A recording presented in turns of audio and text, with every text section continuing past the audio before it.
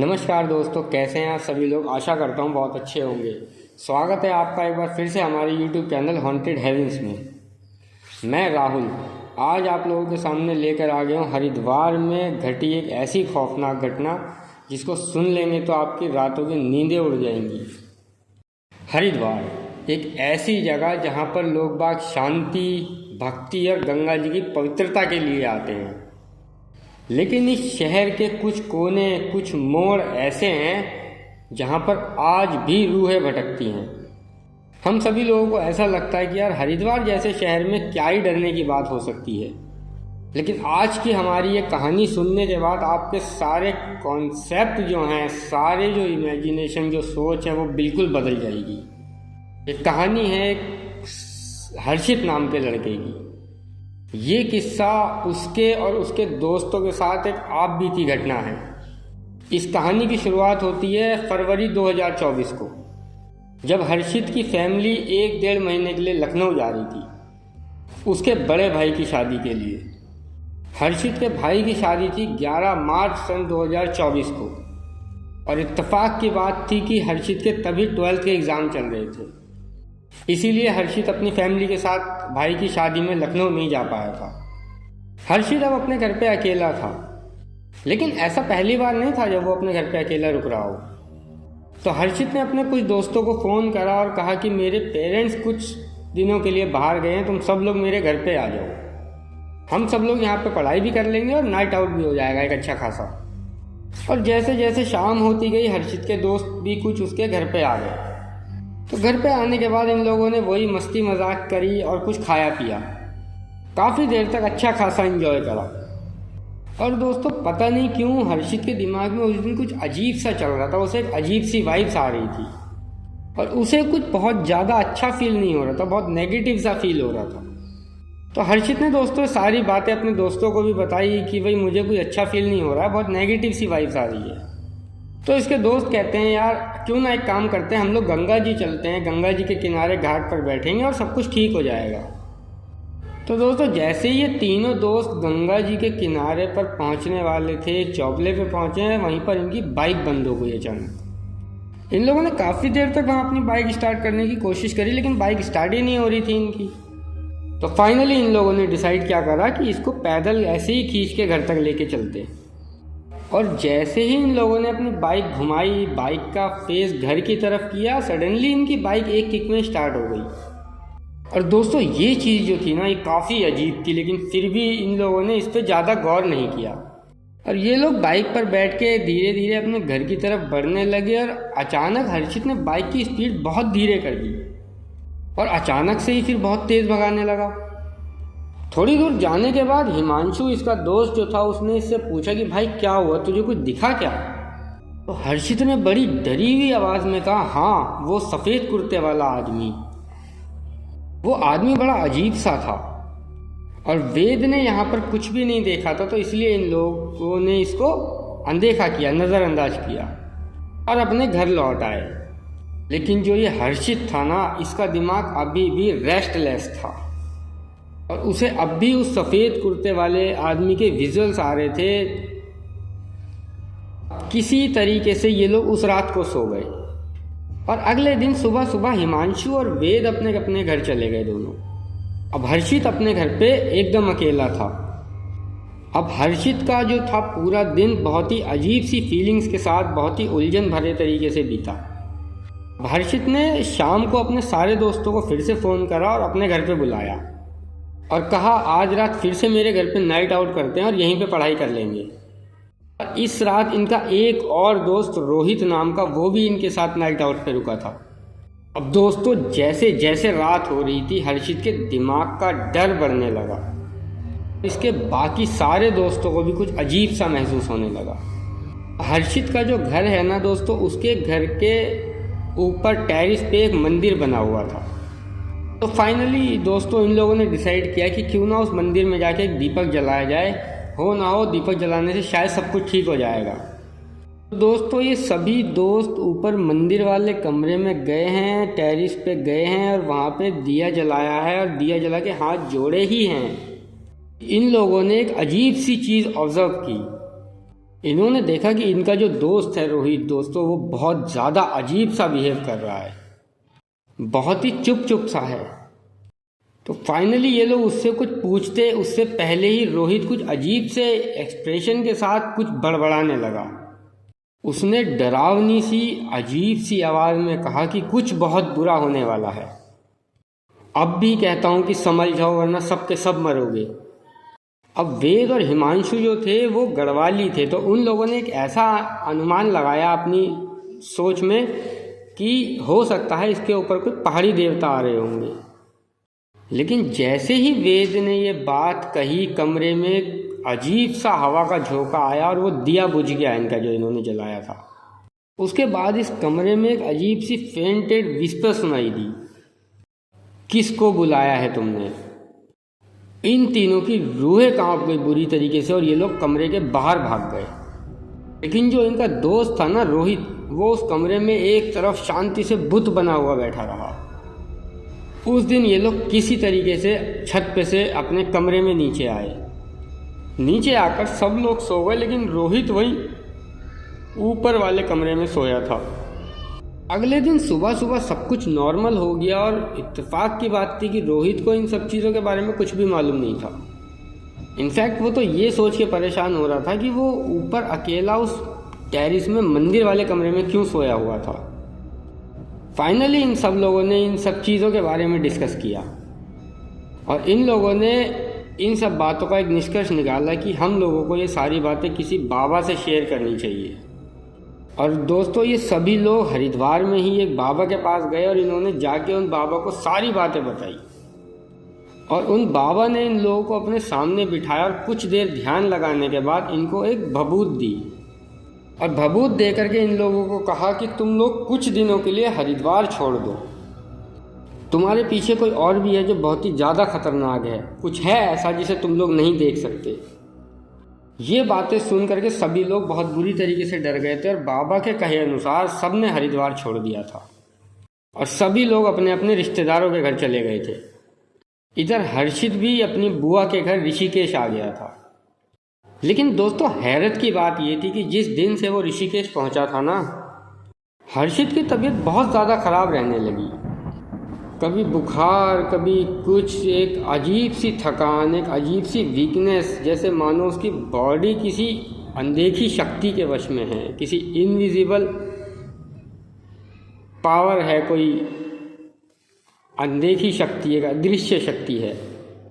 अब एक दिन हर्षित अपनी बुआ के घर पे टेरिस पे खड़ा हुआ था कि तभी उसकी नज़र एक थोड़ी दूर पर खड़े हुए आदमी पर गई।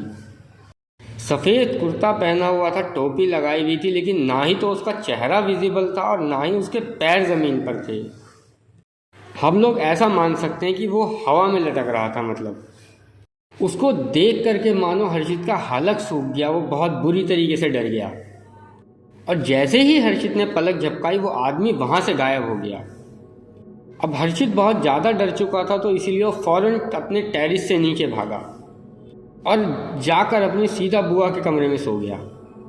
अब अगले दिन जब हर्षित सुबह ऊपर आया तो वो क्या देखता है कि उस जगह पर मिट्टी में कुछ उर्दू ज़ुबान में लिखा हुआ था, जो कि उसे पढ़ने में तो कुछ समझ नहीं आ रहा था, लेकिन वो कुछ देखने में दुआ जैसा लग रहा था। अब इन सारी चीज़ों की जो शुरुआत थी ना, वो 20 फरवरी के आसपास हुई थी। हर्षित के एग्ज़ाम की डेट जो थी वो थी 27 फरवरी से। 27 फरवरी को हर्षित वापस हरिद्वार लौटा अपने एग्ज़ाम देने के लिए। और ताज्जुब की बात ये थी कि हरिद्वार लौटते ही उसकी तबीयत एकदम से बिल्कुल फिट फॉर ठीक हो गई। मानो ऐसा लग रहा था कि हर्षित के ऊपर कोई प्रेशर बना रहा था वापस हरिद्वार लौटने के लिए। अब यहाँ वापस लौटकर जब हर्षित ने अपने सारे दोस्तों से बात करी तो इसको पता चला कि सबके साथ ऐसा ही हो रहा था जैसे कि इसके साथ हुआ है। इन सभी की तबीयत खराब चल रही थी और सभी को कभी ना कभी कहीं ना कहीं सफ़ेद कुर्ते वाले आदमी की झलक दिखाई पड़ी थी। अब फाइनली दोस्तों 27 फरवरी को इन लोगों ने अपना पहला एग्ज़ाम दिया और एग्ज़ाम देने के बाद सबका यही डिसाइड हुआ कि हर्षित के यहाँ रुकेंगे, क्योंकि वो घर पर अकेला है और उसके घर पे सबकी एक साथ में पढ़ाई भी अच्छे से हो जाती है। और अगली रात को ये सब वहाँ पर पढ़ रहे थे। और हर्षित जो था वो अपने किचन में मैगी बनाने के लिए गया हुआ था। मैगी बना के जब वो लौट रहा था तो उसकी घूमते फिरते यूं ही नज़र अपने हॉल के मिरर पर पड़ी और यहाँ पर फिर से कुछ बहुत ही ज़्यादा अजीब हुआ। और हर्षित को उस मिरर में खुद की झलक नहीं, खुद की परछाई नहीं, बल्कि उसी सफ़ेद कुर्ता पहने हुए आदमी की झलक दिखाई दी। और ऐसा होने के कुछ सेकंड बाद ही वो शीशा अचानक से टूट गया, मानो उसको बहुत ज़ोर से किसी ने पंच किया हो। और ऐसा होते देख करके हर्षित बहुत बुरी तरीके से काँप गया डर से। चुपचाप वहाँ से जाकर सीधा अपने कमरे में सो गया, लाइट ऑन करके।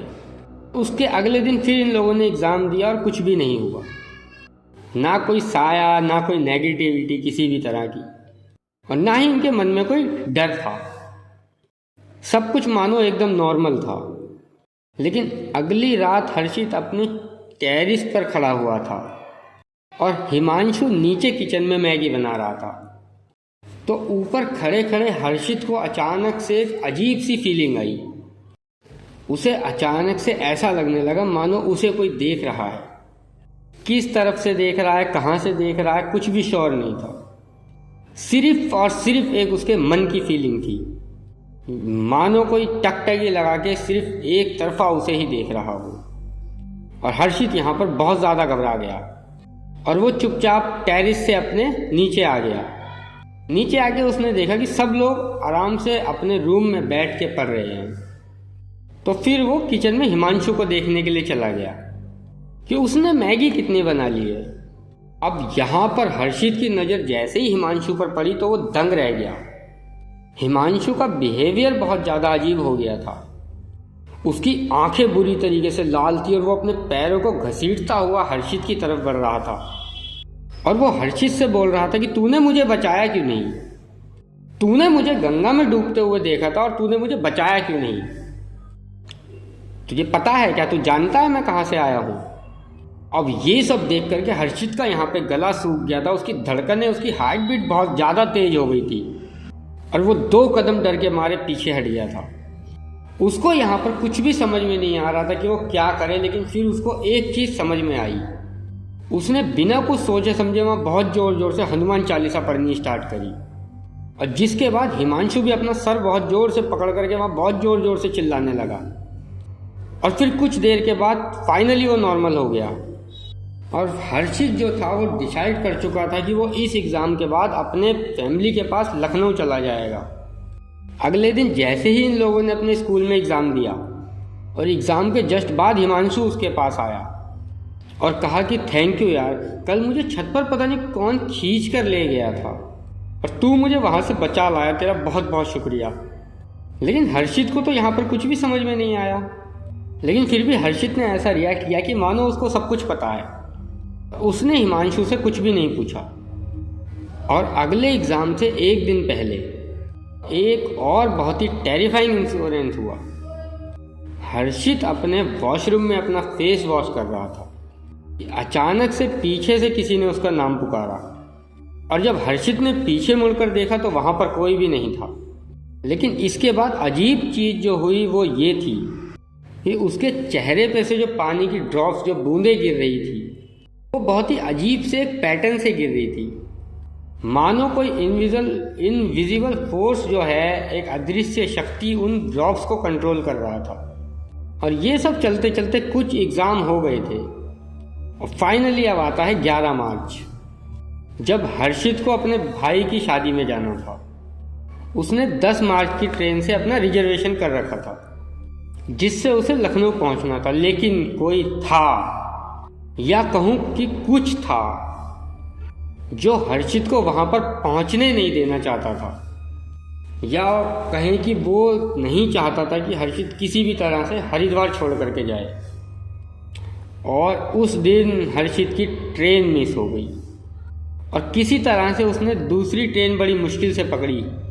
तो उस ट्रेन में उसका वॉलेट, उसका पर्स चोरी हो गया। और लखनऊ पहुंचने के बाद जिस बस से वो लोकेशन पे जा रहा था, उस बस का भी टायर पंचर हो गया। लेकिन किसी तरीके से 11 तारीख की शाम तक हर्षित अपने भैया की शादी में पहुंच गया था। उसके बाद अगले दिन वो वापस से हरिद्वार आ गया, क्योंकि 13 तारीख को उसका लास्ट एग्ज़ाम था। तो लास्ट एग्ज़ाम देने के बाद उसने सोचा कि यार ये लास्ट एग्ज़ाम देने के बाद तो सब लोग अलग अलग हो जाएंगे, पता नहीं कौन सा दोस्त कब कहाँ और कैसे मिलेगा। एक बार फिर से उसने अपने बाकी सभी दोस्तों को अपने घर पे इनवाइट किया और फाइनली एक और नाइट आउट का प्लान किया। अब इन सारे दोस्तों में एक दोस्त इंद्र भी था। ये इनका जो दोस्त इंद्र था ये बहुत ज़्यादा मजाकिया था। ये हर चीज़ को बहुत ही मजाक में लेकर के मजाकिया तरीके से उड़ा देता था। और वो क्या कर रहा था, मजाक मजाक में टीवी में भूतिया हॉरर रिंगटोन चला रहा था। इन सबको मजाक में बहुत छेड़ रहा था कि देखो भूत आ गया, अरे ध्यान से तो देखो तुम्हारे पीछे ही खड़ा है। उसकी सारी बातों पे ये लोग बहुत ज़्यादा हंस तो रहे थे, लेकिन कहीं ना कहीं अंदर ही अंदर बहुत ज़्यादा नर्वस भी थे। अब उस रात हर्षित जो था वो काफ़ी जल्दी सो गया था, क्योंकि वो एक रात पहले ही लौट करके आया था और वो बहुत ज़्यादा थका हुआ था। अब रात को करीब 2:30 बजे हर्षित की नींद खुलती है। अब वो क्या देखता है कि सामने सोफे के ऊपर उसका दोस्त हिमांशु लेटा हुआ है, उसको बहुत बुरी स्कैरी तरीके से घूर रहा है। और अनेकों कोशिशों के बाद भी हर्षित का जो था आई कांटेक्ट उससे टूट नहीं पा रहा था। हिमांशु की आंखें जो थी वो बिल्कुल लाल थी, मानो उसकी आंखों में खून उतर गया हो। और फिर वो अचानक कुछ उर्दू में बड़बड़ाता हुआ सोफे पे से खड़ा हो गया और फिर ज़मीन पे पैरों को बुरी तरीके से घसीटता हुआ हर्षित की तरफ बढ़ने लगा। अब ये हर्षित जो था ये सब कुछ देख के बहुत ज़ोर से डर गया और बहुत ज़ोर से चिल्लाया। उसकी चीख सुन करके उसके सारे दोस्त वापस से कमरे में आ गए। इतना सब कुछ होते ही हिमांशु वहाँ पर बेहोश हो गया। अब कमरे में आके जब सब लोगों ने हिमांशु को बेहोशी की हालत में देखा तो ये सब लोग उसके लिए बहुत ज़्यादा डरे हुए थे। लेकिन उसके बाद हर्षित ने जब उन लोगों को वो सारी बात बताई जो अभी थोड़ी देर पहले घटी थी, तो ये सब लोग और ज़्यादा डर गए। अब ये सब कुछ चल ही रहा था कि 5 मिनट बाद लगभग हिमांशु वापस से होश में आ गया। अब पहले की तरह ही दोस्तों जाहिर सी बात थी कि उसे कुछ भी याद नहीं था। अब अगली सुबह 24 को हर्षित को फिर से लखनऊ जाना था, अपने पेरेंट्स के पास लखनऊ। लेकिन पता नहीं कैसे उसकी कंफर्म टिकट अपने आप कैंसिल हो गई। फाइनली हर्षित ने सोचा कि चलो छोड़ो यार, वैसे भी 18 तारीख को मेरे पेरेंट्स जो है वो वापस ही आ जाएंगे, तो क्यों ना मैं आगे की नीट की अपनी प्रिपरेशन करना दोबारा से स्टार्ट कर दूँ। लेकिन इन सब से पहले एक चीज़ बहुत ही ज़्यादा ज़रूरी थी। एक बार फिर से सारे दोस्त इकट्ठे हुए और एक बाबा जी के पास पहुँचे। और फिर बाबा जी ने जब पूजा करनी स्टार्ट की, कुछ देर के मंत्र उच्चारण के बाद, ध्यान लगाने के बाद एक ऐसी हकीकत सामने आई जो कि बहुत ही ज़्यादा डरावनी थी, बहुत ही ज़्यादा खतरनाक थी। उन्होंने बताया कि हिमांशु के अंदर एक आदमी का साया है, उसी सफ़ेद कुर्ते वाले आदमी का साया। तो उन्होंने जो बताई बाबा ने बात, इन सबके होश उड़ गए सुन करके। उन्होंने बताया कि ये एक मुस्लिम आदमी था और लगभग आज से 2 साल पहले गंगा जी में डूब के मर गया था। उस समय उसका जो शरीर था वो पोलियो की वजह से बहुत ज़्यादा कमज़ोर था। इसी कारण से वो अपने आप को बचा नहीं पाया था। तभी से वो आत्मा, वो साया किसी जिंदा आदमी के शरीर की तलाश में वहाँ घूम रहा है। इसके बाद बाबा ने हिमांशु को अपने सामने बिठाया और एक पूजा करी। उसके बाद सब कुछ ठीक हो गया। लेकिन ये सब घटनाएं जो घटी थी, जो कुछ भी हुआ था, वो हर्षित ने अपने मोबाइल फ़ोन में रिकॉर्ड करी थी। और लेकिन ऐसा क्या हुआ कि ये सब होने के 2 दिन के बाद हर्षित का जो मोबाइल था, जो फ़ोन था, वो अचानक से कहीं गायब हो गया। और हर्षित जो था वो पूरी तरीके से श्योर था, पूरी तरह से कंफर्म था कि उसका मोबाइल कहीं पे भी गुम नहीं हुआ है, कहीं पे भी चोरी नहीं हुआ। लेकिन इसकी ये बात कोई भी मानने को तैयार नहीं था। कुछ समय के बाद दोस्तों ऐसा हुआ कि इसके सभी दोस्तों के मोबाइल में से वो सारी रिकॉर्डिंग, वो सारी वीडियो अपने आप धीरे धीरे करके डिलीट होने लगी, आवाज़ें डिस्ट्रॉय होने लगी। और जो भी, जैसे भी इन लोगों ने जहाँ जहाँ पर भी फाइलें बनाई हुई थी वो मिसिंग होने लगी सब। फाइनली तब जा कर के सबको यकीन आया कि हर्षित का फ़ोन मानो ना मानो कहीं गुम नहीं हुआ है। बल्कि उसी अदृश्य शक्ति, उसी सफ़ेद कुर्ते वाले आदमी ने इसको कहीं ना कहीं गायब कर दिया है। और अब भी हर्षित जब भी कभी गंगा जी के किनारे पर घूमता है तो उसको ऐसा लगता है कि कोई हवा का झोंका आ करके उसके कानों के पास आके अब भी उसका नाम पुकारता है। लेकिन उस वक्त हर्षित जो है वो अपनी आंखें बंद कर लेता है, क्योंकि उसका जो मानना है वो साया जो है ना वो आज भी अपने अगले टारगेट की तलाश में वहीं पर है। अब ये जो सारी बातें मैंने आपको बताई है ना, ये हर्षित के पॉइंट ऑफ व्यू से हैं, लेकिन उसके दोस्तों के साथ भी बहुत ज़्यादा डरा देने वाले इंसिडेंट्स हुए थे। तो ये थी आज की कहानी दोस्तों। आज की ये कहानी आप लोगों को कैसी लगी प्लीज़ कमेंट करके ज़रूर बताइए। अगर आपको वीडियो पसंद आई है तो इसे लाइक कर दीजिए, चैनल को सब्सक्राइब कर दीजिए, ताकि हमारी आने वाली हर वीडियो आप तक जल्द से जल्द पहुंच सके। तो आज के लिए बस इतना ही। गुड नाइट, शुभ रात्रि, शब्बा खैर और जय श्री राम।